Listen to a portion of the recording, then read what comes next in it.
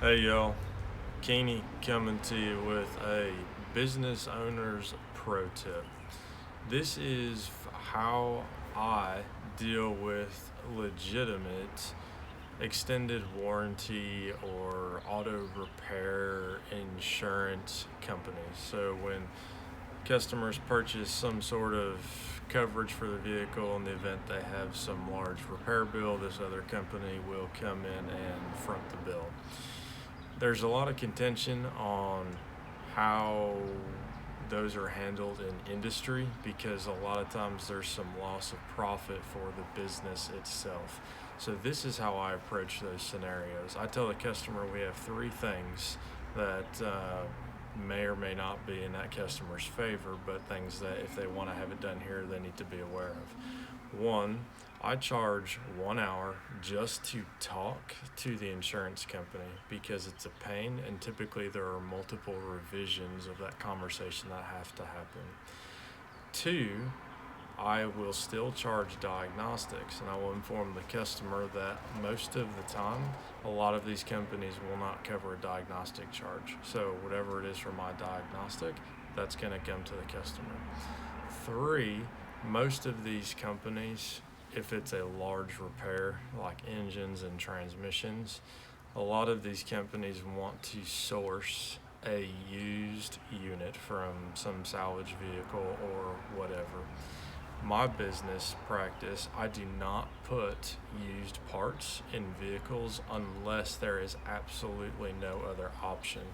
So for example, there are many parts and components to vehicles that are no longer being manufactured, and your only source for replacement part is a salvage component.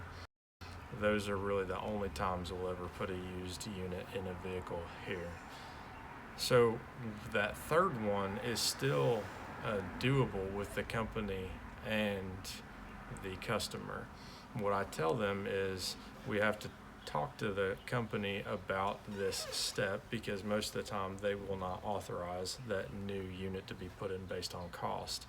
So what I then advise is have the company's used unit cost of whatever they will pay, find that dollar amount, and then I will price out my new unit cost for whatever that component is, and there's going to be a delta between the two.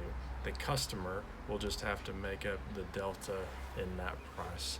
So with those three things, I do work with these extended warranty companies.